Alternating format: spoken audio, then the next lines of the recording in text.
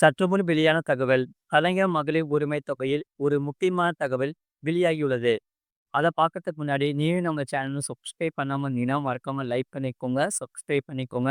மக்களுக்கு தெரியப்படுத்தவும் ஷேர் பண்ணுங்க. கலைஞர் மகளிர் உரிமை தொகை திட்டத்தில் புதிய பயனாளிகள் ஜூன் 4ஆம் தேதி முதல் சேர்க்கப்பட உள்ளன.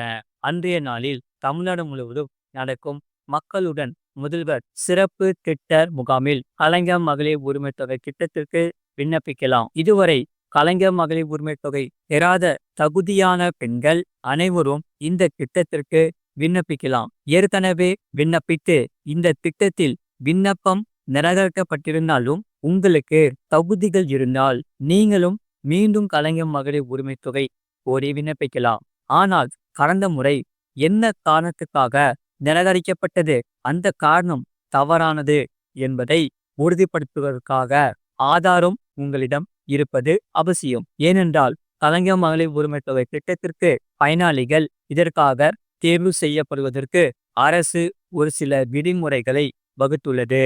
முழுவடி லிங்க் கீழே இருக்கு, அதை கிளிக் பண்ணி பாருங்க.